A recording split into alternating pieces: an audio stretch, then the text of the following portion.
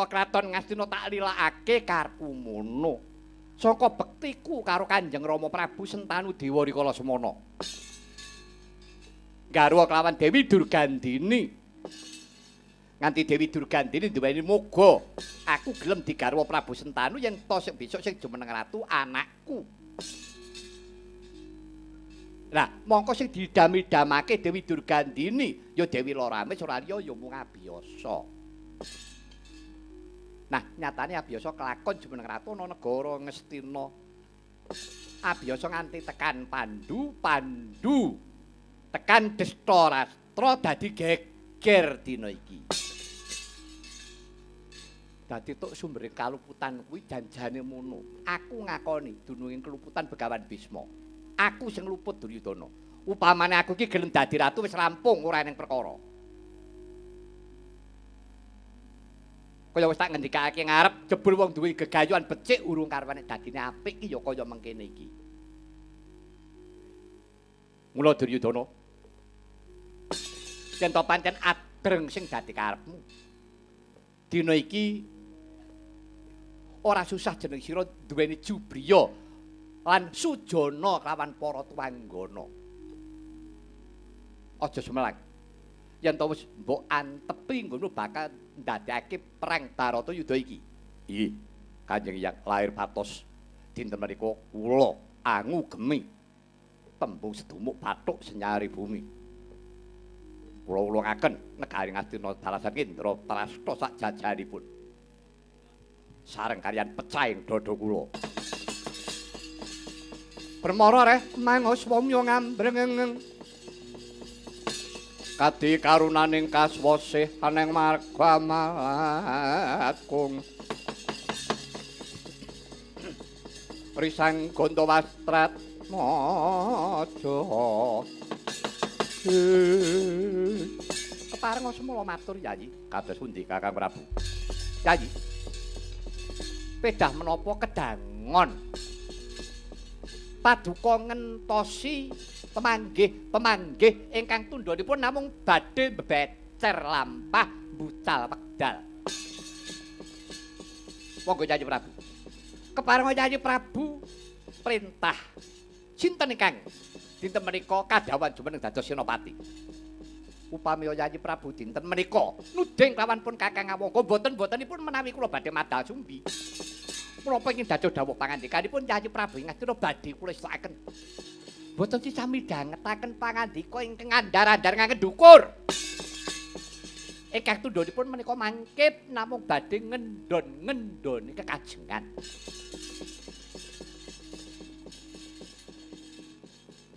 Sedaya para brahmana menika ingkang dipun ugemi namung pangandikanipun ingkang hambek welas asih ngagengaken pangapunten, katresnan, kabahagyan nanging pundi buktinipun? Mboten nate kedadosan. Mila monggo. Yayi Prabu Klatu paring dawuh. Sinten ingkang kadhawan katuding jumeneng dados senopati wiwit dinten menika ugi. Benjang-benjang pletek ing surya pun Kakang Awangga sagah badhe ngringkes kaliyan para Pandhawa.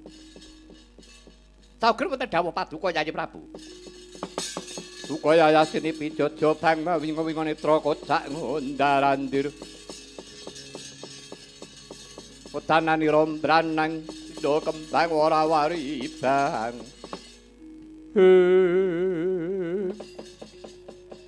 Duryudana boten dibalanke ngadhawuh Hyang sambung rapete kelawan negara Ngastina. Gandeng cenenging negara Ngastina iki isih ana sambung arapete Begawan Bisma.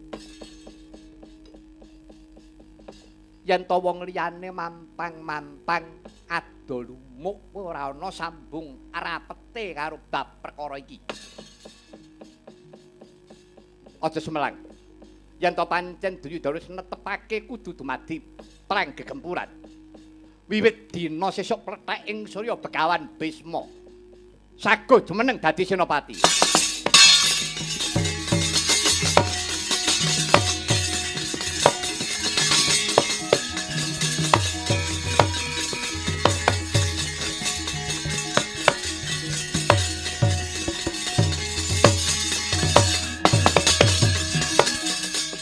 Lenglenging driya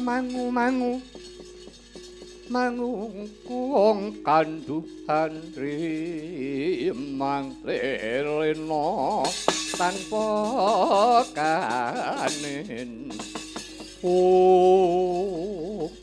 dukan jiki yang jimat sesembahan kula yang pepunden kula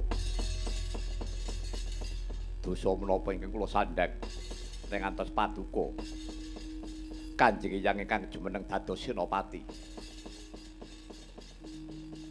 taksih kathah para kaneman ingkang sumagah jumeneng dados senopati menawi ngantos paduka Kanjeng Hyang kang jumeneng dados senopati mangke kula ingkang kadosan Duryudana wonten dawuh malah tak guyu yen kowe iso muni dosa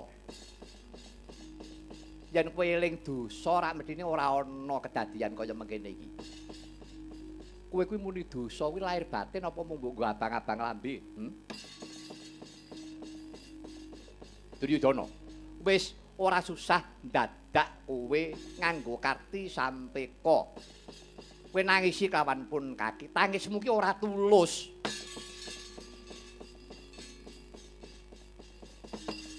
mripatmu nangis metu luwene batinmu kowe guyu lungguh Duryudana kunjang Kanjeng langit kelap-kelap katon lirik kinintani rori sang mawe gandrung kabarang katru kirmuyak maya katon yatalewur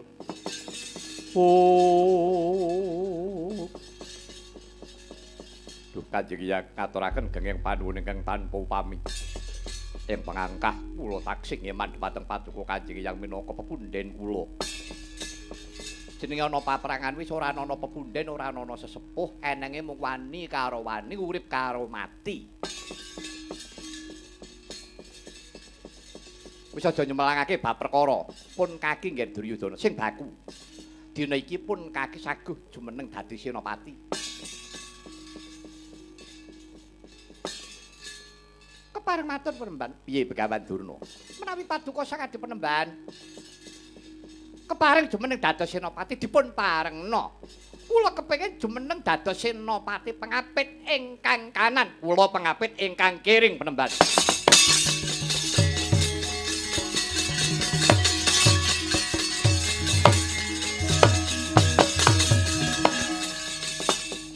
iya penemban lan anak Prabu Mandaraka yen pancen kersanira mengkono tuwuh saka jroning ati kang suci banget panarimaku dene jeneng sira sakloron kepareng jumeneng dadi senopati pengapit kanan kiri tak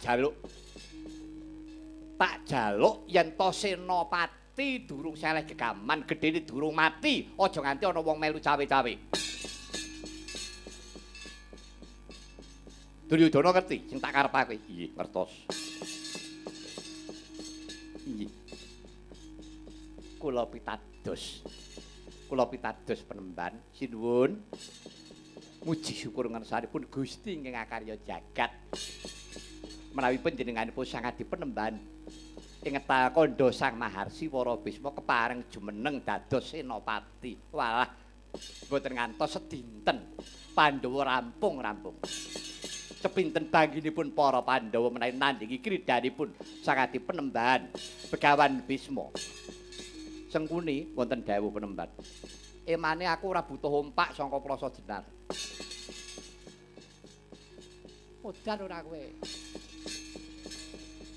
ngendikane halus nek dirasake lara nyang ati ngerti sing dikarepake ora butuh pangalembana saka dapurmu mundeng nyelo mbok ya wis lah witikna metu apa ora omong ya ora ana wong nutuh omongane Sengkune sapa sing nganggep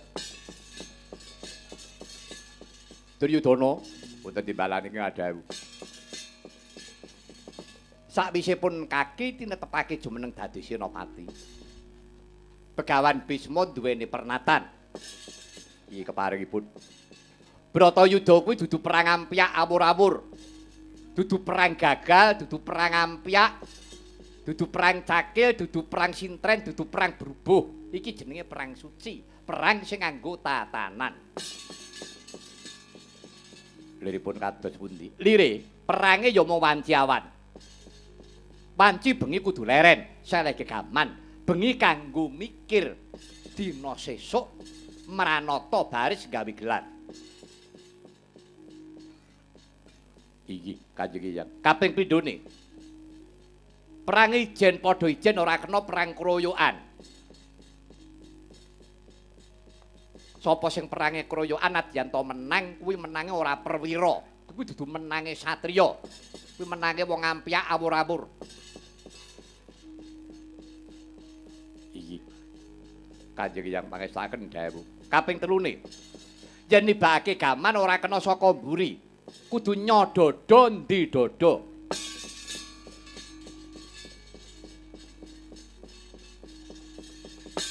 Iki dawuh pangandikanipun Kanjeng Hyang. Purestaken.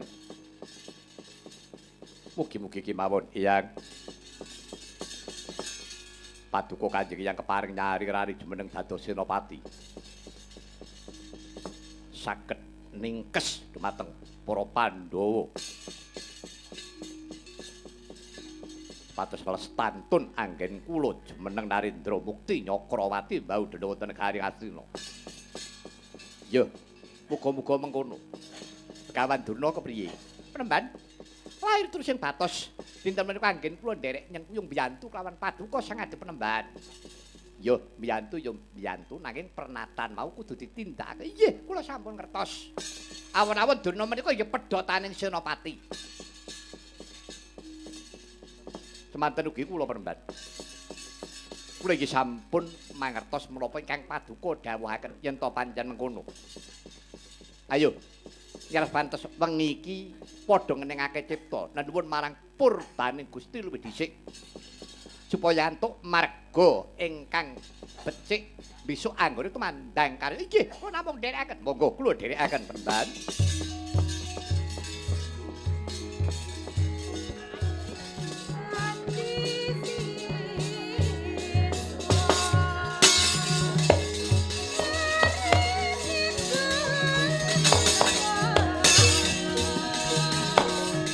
Mangka angro sumbar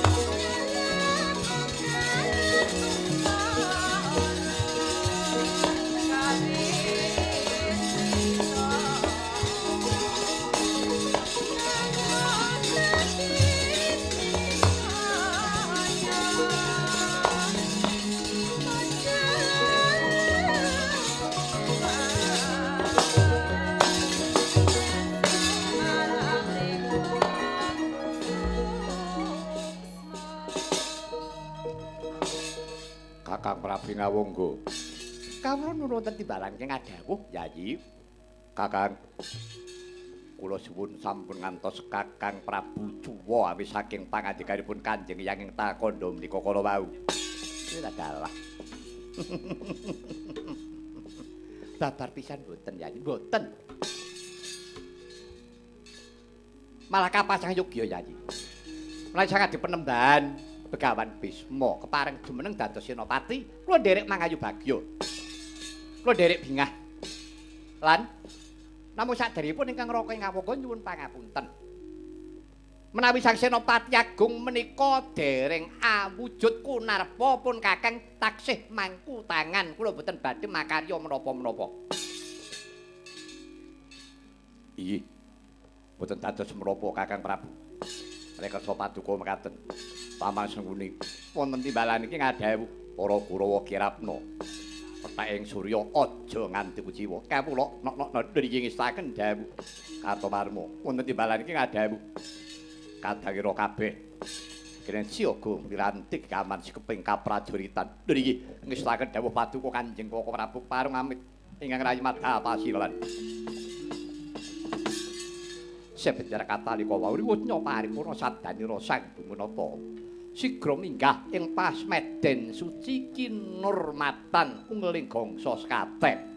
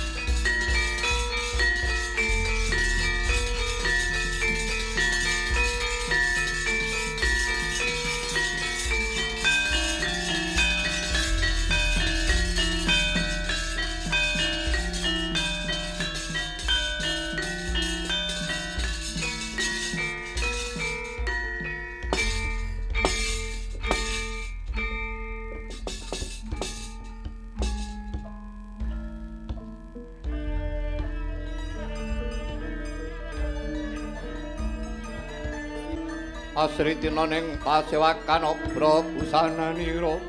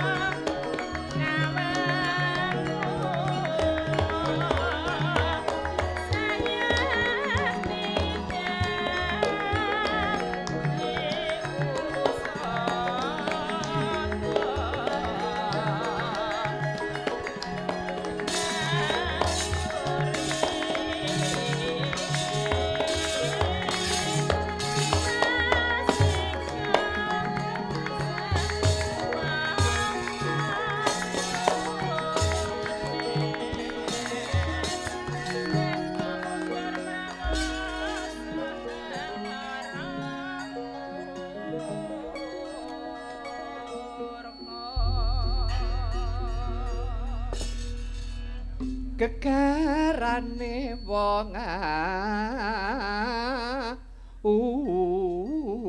urip kene nduk ya yo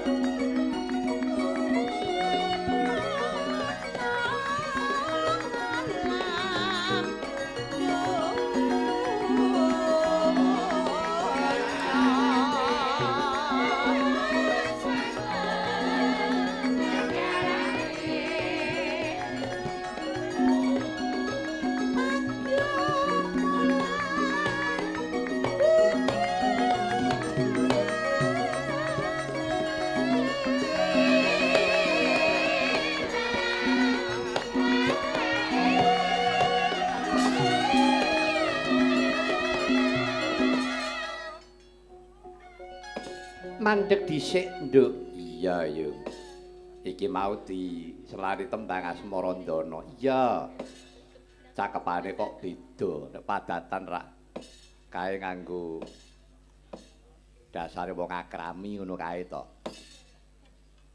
kuwi rak gegarane wong akrami kuwi piwulange wong arep bebrayan iki mau beda-beda gegarane wong urip uripane ngalam donya agama lan budayane agama budaya mlakune bareng ning aja ditubrukke kok ndak marahi ora rukun sebabe duwe wilayah dhewe-dhewe kapan aku ngibadah kapan aku berbudaya mula tembunge hablu minallah karo hablu minanas hablu minallah kuwi panembahe menungso karo Allah Subhanahu wa taala lumantar piwulange agama suci kang rinasuk hablu minanas ya kuwi sambung rapete menungso karo menungso gotong royong persatuan dan kesatuan ngono lho nduk kuwi iya iya iki mau sing nembang iki mau ketoke gawanku kok omah oh melu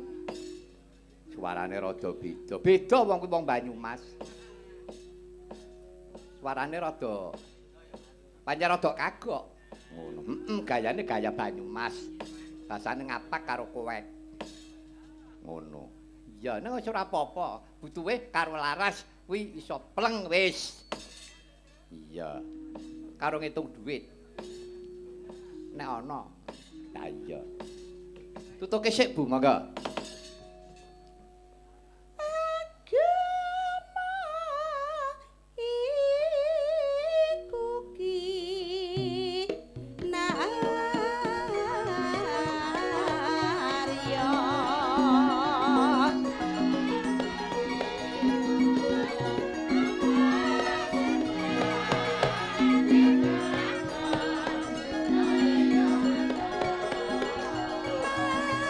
Jengglengke seru Mas.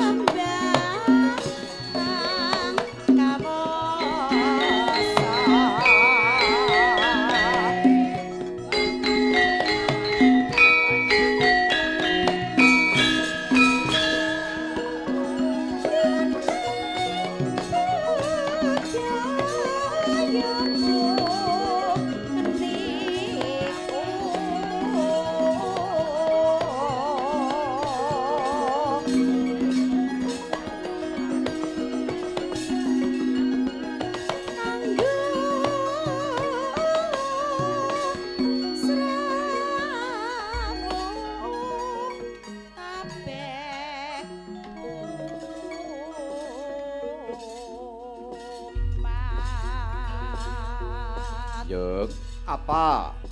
Iya. Iki banget bungah rasane atiku dene iki iso sepanjang Karang Talun. Iya. Iya.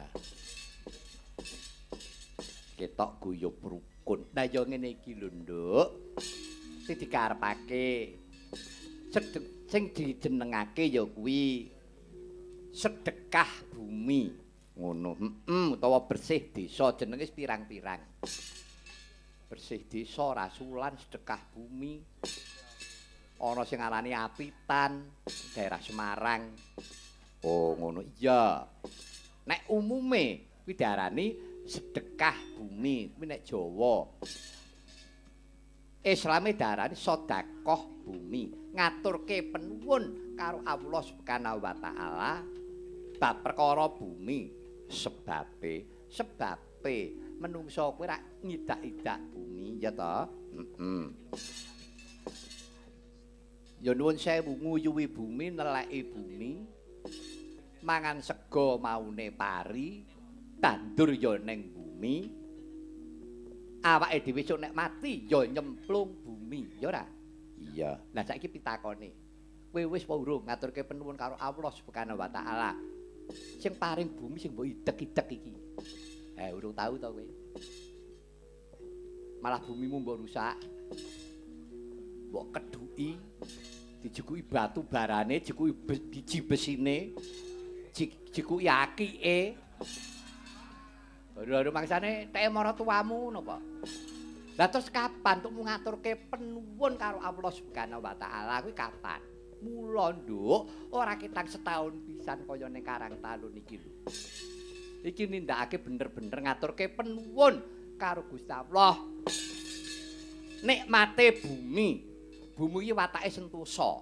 Ya ta? Wis buyuna jagung rak tukul jagung balekke nduk moh kedanan karo apa karepe menungso. Sebari gabah tukul pari. Iya, tidak-idak keduki ya ora serik. Lho. Mula kuwi dadi piwulang nggo Nastrabrata kae watake bumi ya enek. Mula bengi iki, Nduk. Iki balekake ora kok jeneng kepiye wae, Nduk. Iki jenenge budaya. Angen-angen sing ambabar kaendahan kuwi jenenge budaya. Budaya. Lah iya. Budaya kuwi angen-angen pikiran sing ambabar ya kuwi kaendahan katentreman, persatuan dan kesatuan. Kuwi dawuhe swargi guruku Kinarta Sabda. Ngono. Nah, budaya kuwi iku nek dibablaske dadi budi pekerti. Wow, budi pekerti. Budi pekerti ku diperang ana 3. 1 etika, 2 estetika, 3 hati nurani. Kusik. Etika kuwi apa? Etika kuwi sopan santun tata krama. Kuwi dadi budayane wong Indonesia terutama wong Jawa. Sing nom liwat ning ngarepe sing tuwa. Kula nuwun nderek langkung nggih, Pak. Oh iya ya, Mas. Kuwi kaya ngono jenenge klebu etika. Estetika. Estetika kuwi jenenge kaendahan. Ajining diri saka kedaling lati, ajining raga saka busana. Kuwi jenenge estetika. Nek jenenge hati nurani. Hati nurani, hati yang berbicara. Sik yo. Iki kok aneh. Aneh piye?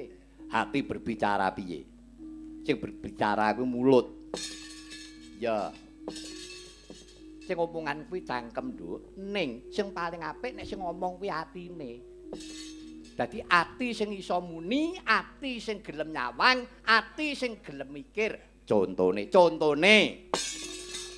awake dhewe iku urip ning desa. Urip ning desa weruh pamane salah sawijining tangga pamane Mbah Krama. Mbah Krama kuwi ora ndek beras ora iso ngliwet mongko keluargane akeh. Nek mata kene weruh, utek kene mikir, atine mesti ngomong. Ya ta? Ya nada sing ngomong kuwi jane nun sewu cangkeme ning atine metu saka penturing ati. Oh iya ya. Mbah Krama kae engko mesti ora iso mangan apa. Wong uripe ya sekeng. Wah, aku ndek beras 5 kilo, sing sekilo tak sumbangne ben nggo nyambung uripe. Lho kuwi lho. Hati nurani iki ngono kuwi temanjane. Ning saiki apa enek? Arang-arang wis ora ana nek perlu. Terus tanggane ra iso ngliwet. Ha, modar karepmu ngono. Mula kahanane ya ora tentrem, Nduk. Mula bengi iki Karang Talun ki ngugemi marang budaya. Tegese iki ora mung nguri-uri budaya warga masyarakat Karang Talun kuwi pancen ngurip-urip. Ngurip-urip dasare seneng tur gelem nanggap ngetokke wragat, ngetokke duit. Ngono ya ya. Iya. Mula monggo para kadang-kadang kula warga masyarakat ing Karang Talun taminipun Kecamatan Karangdawa pun lestantunaken menika sae. Pun to sae. Mboten wonten apunipun. Kok sapa sing ngarani elek mengki kajenge rembagan kali kula. Eleke ning di persatuan karo kesatuan ngaturke penuwun nyang Gusti Allah kok elek. Dungane nggih gampil. Ora usah nganggo bahasa Indonesia, ora usah nganggo basa Arab, nganggo basa Jawa nggih entuk. Aja ngomong nek ora nganggo basa Arab ora iso ditampa. Senengane kok mbodhokke Gusti Allah. Allah itu Maha Tahu, Maha Benar. Dungane gampil kok. Ya Allah, ya Rabbi, ngaturaken penuwun ingkang tanpa upami, ya Allah, paduka peparing wujudipun bumi saged murakapi sedaya para umat. Wis salah ning ndi ayo salahno. Nek arep nyalahke kok guneman karo aku ayo. Oh ngono ya ya. Iya, ngaturke penuwun karo Gusti Allah nikmating bumi kok ora empuk. Iya ta? Iya. Mula kala mangsane sok ngene lho, Nduk. Anggere sedekah bumi iki sok-sok dikeki apa kuwi wewujudan kaya ta tela puhung pari jagung buah-buahan sing maune tukul saka bumi. Lah ya kuwi sing darane murakapi karo umat iki kuwi. Yo, apa jare kuwi sajen. Sajen ki apa? Ayo, sajen ki apa? Sajen ki jare nyajeni demit. Wis tau weruh demit apa urung? Ayo urung. Nek urung tau weruh kuwi aja omong. Ndak bingung-bingungi tanggane. Ora eneng demit kok doyan gedhange ora enek. Sing doyan gedhange yoga, dalang, sinden. Sing diarani murakapi karo umat ki ya tanduran kuwi mau sing iso mareki weteng ngono lho. Aja mbok larak rono-rono. Iya ya yo. Mulane kuwi, Nduk. Iki swasana bengi iki swasana paseduluran.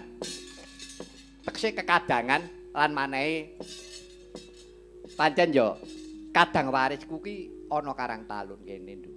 Ngono yo. Iya. Wis wit biyen mula aku ki jane wis para pini sepuh ki wis do paring dawuh karo aku nek warisku kuwi punjere ana Karang Talun. Ning aku biyen ki arep takon, aku ki wedi. Ku nek disemelang nek diarani ngaku aku ki. Mergane aku iki dek semono rak ya urung lair ora ngerti piye sejatine. Ngono yo iya. Dawe para pini sepuh ya saka Kartosura, saka Windan, saka Jabung. Pak Arjo Kardi mbiyen wargi paring dawuh karo aku. Sedulurmu kuwi ning Talun kuwi tekono karo Pak Mudi Gondo. Mesuk aku ora percaya. Ngantek mbokku kuwi lara ning rumah sakit. Wis arep mati nduk tenan mbokku kuwi. Ngantek ngomong karo aku. Kowe golek ana sedulurmu pedalangan, kowe kok ndak kepaten obor ora petuk karo waris. Sapa mbok? Kowe mlayu nyang Karang Talun. Matur karo Pak Pakde Mugondo Maktal karo Mas Mutikno kono. Mesa aku urung sowan. Nah, kocap ya mantene menik kuwi mbiyen.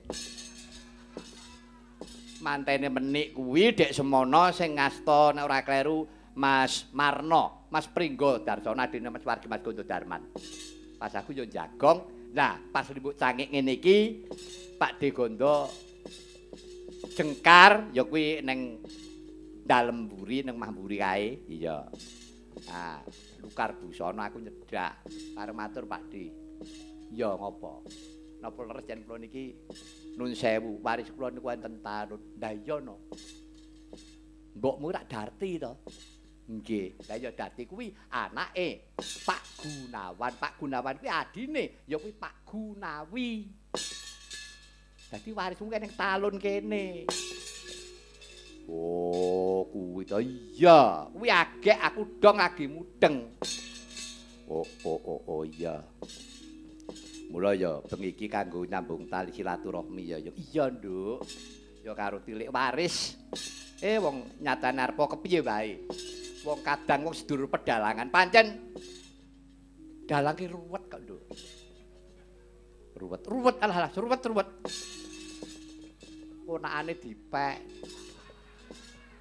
Ngoten nggih pun biasa kok Mas pripun to? Liip. Wis. Lah iya. Kepiye duwe bojo terus sing wedok kuwi ndek adi dipek anake eneng iki. Nek basa ora bingung iki. Asemboyong.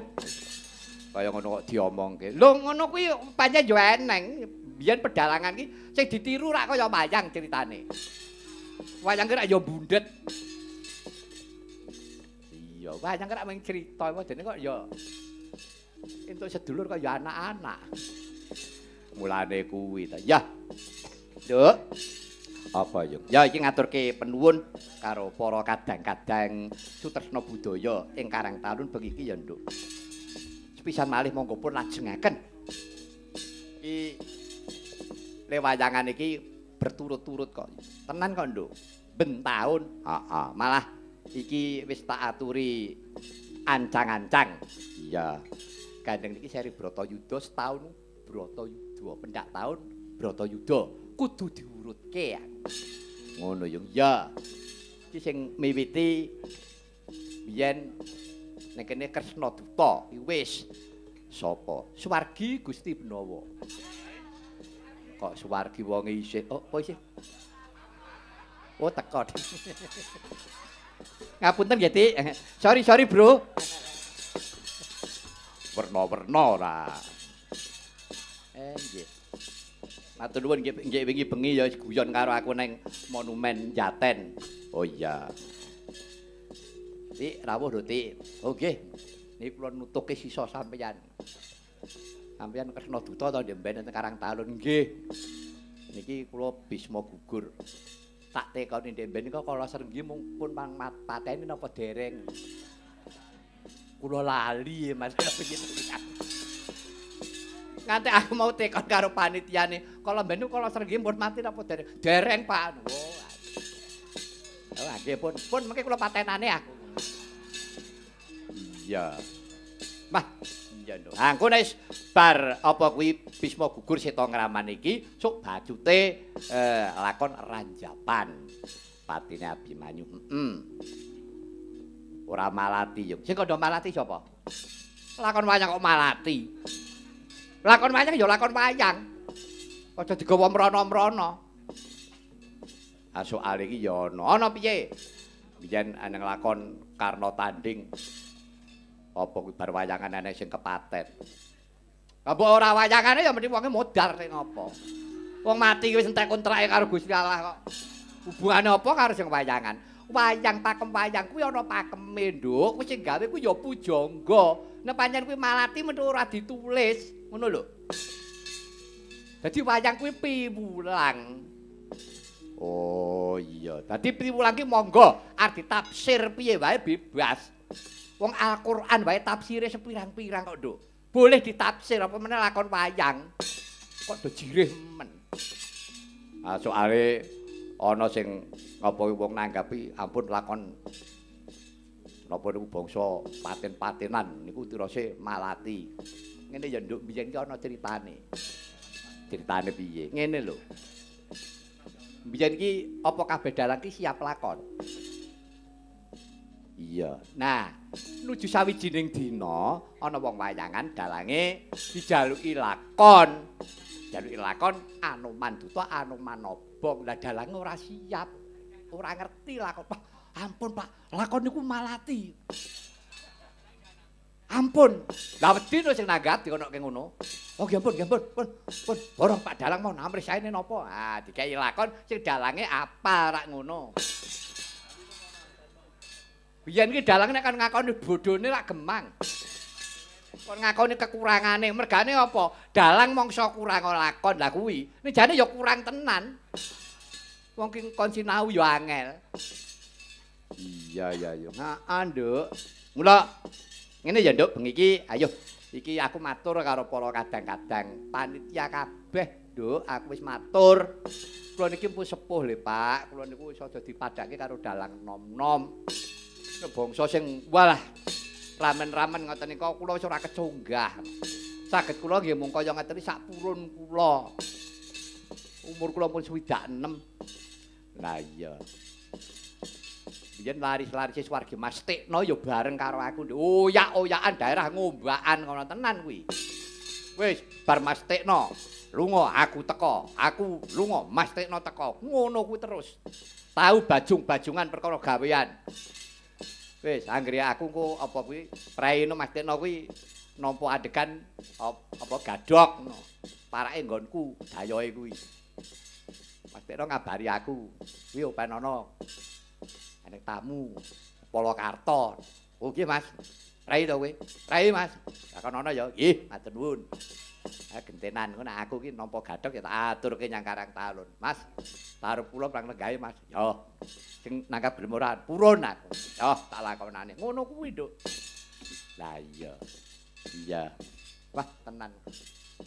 Biyen aku karo Mas Tekno wis najan runtung-runtung. Tenan. Main bareng, royal bareng.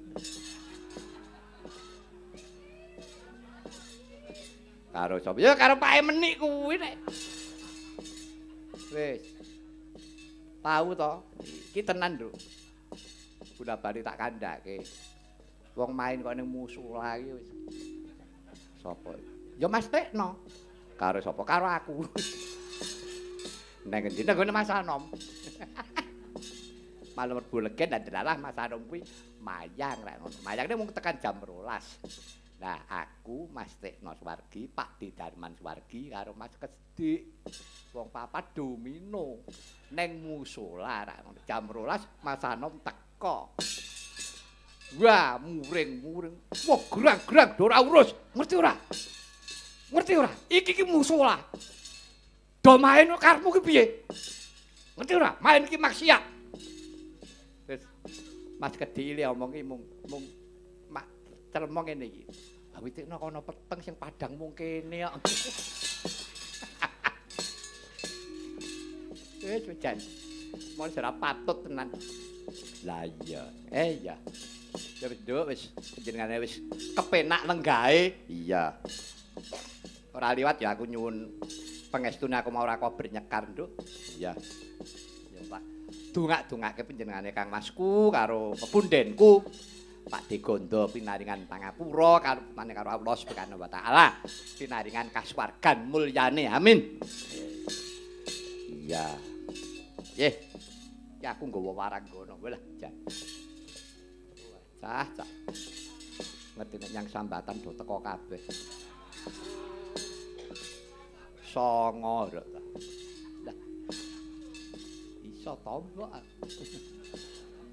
Ora apa-apa. Witikno piye sing ngakon meni apa ya karep muni piye wis ta. Asta nggih Pak, ngandi tenggen kula teng Karang Talun. Ya. Aku muni ya nang karo aduh aku ya.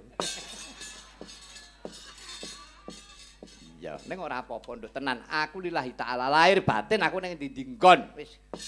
Entuk duit apa ora entuk duit aku jenenge wis saguh ya saguh wis. darmane dalang pancen ngono kuwi kok. Iya.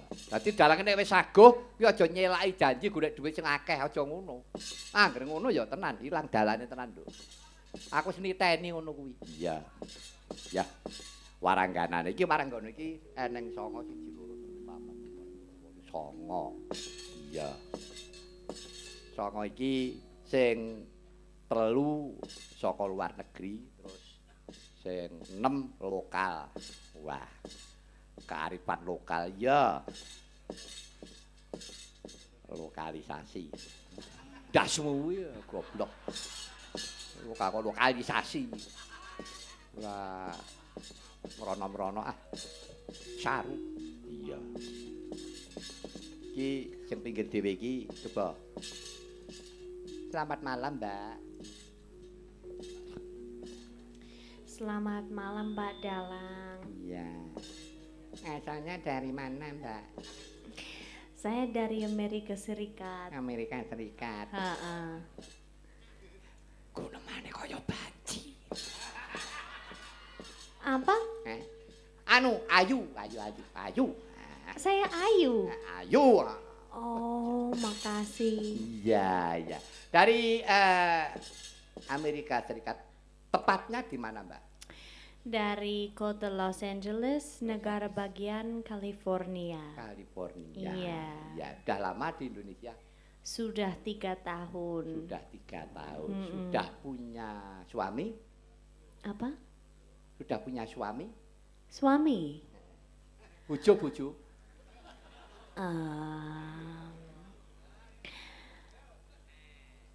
Dulu sih pernah. Alah, arek aku rondoe kok isin. Dulu pernah ya? Oh iya, iya. Sekarang? Sekarang ya ucul. Kayak gue. Mas, sinten purun? Niki rondo-londo, Mas. Sinten purun? Sinten purun itu artinya apa?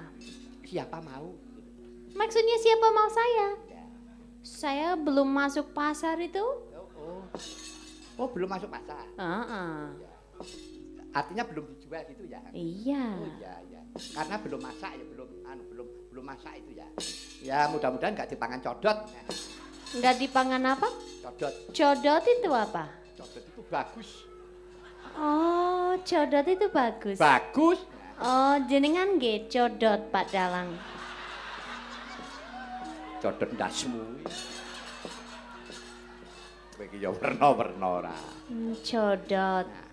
Saya sudah codot belum menurut jenengan? Udah jan codot banget jan codot wedok. Saya codot wedok.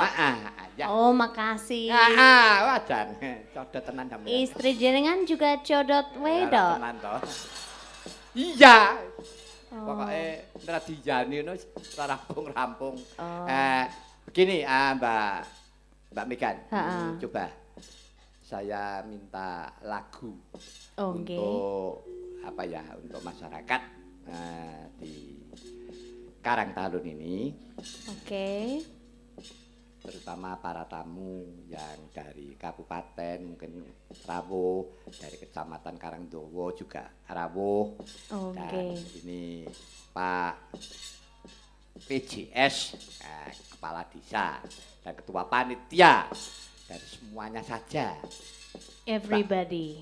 Everybody. Semuanya saja, everybody. Ya juga cangkemmu kuwi lah wis. Jenengan bisa bahasa Inggris, Pak Dalang? Sopo sing ngomong tak antemane? Ora iso. Oh, enggak bisa. Enggak. Lah dulu kan pernah ke Los Angeles ya? Pernah. Ya pernah, kalau saya pernah.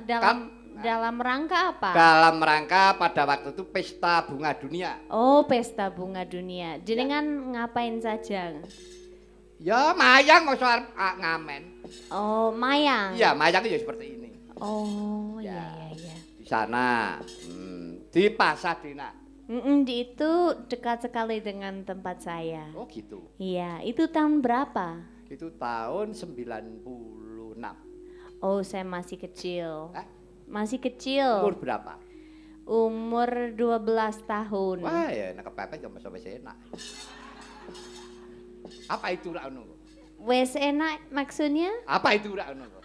Heeh, gimana maksudnya tadi? Ya, itu ya enak ya enak itu aja lah. Umur 12 tahun. Enak buat apa? Enak untuk dilihat. Wajahnya itu sudah kelihatan. Oh. Pasti sudah cantik. Oh, sudah codot itu tadi. Oh iya. Guneman karo sinden rondo edan niku wonten niku Mas. Ya. Coba Mbak, Mbak Megan sekarang mau ngaturke lagu apa coba? Langgam atau jeneman Pak Dalang? Ya monggo terserah. Oh, mungkin langgam saja dulu ya. Iya, langgam apa? Kalau Ojo Lamis bagaimana? Boleh, boleh. Oke. Ojo Lamis pakai bawang enggak? Boleh. Oh iya, monggo dibawani dulu. Nah, yo. Kayak apa coba? Monggo pun pidhangetaken bapak-bapak ibu-ibu para tamu lan para sutresna budaya yang Karang Taruna. Menika saestu menika londo-londo saestu. Saking Amerika. Yen kowe seneng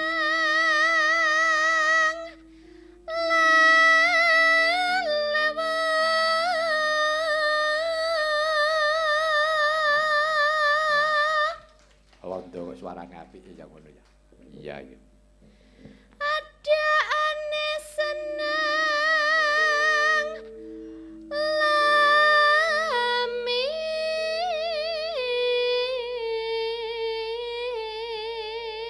lamis beci arlo wong perah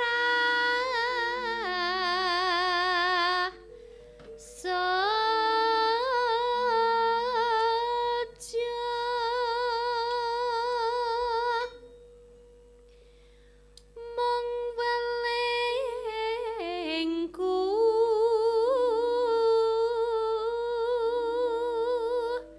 ojo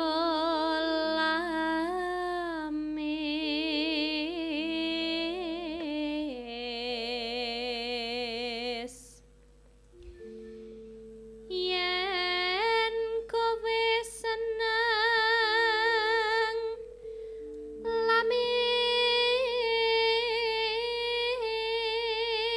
lamis gampang kena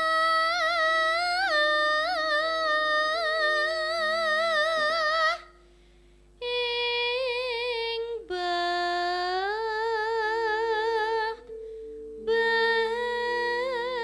bentu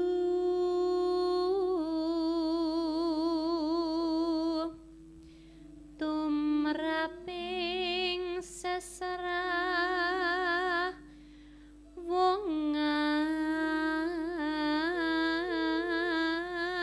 wongan mbok ojo sok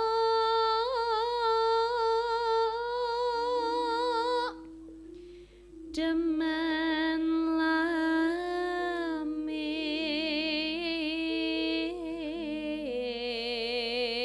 lamis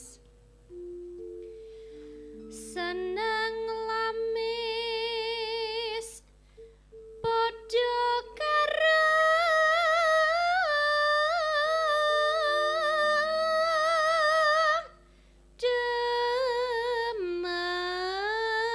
demen citra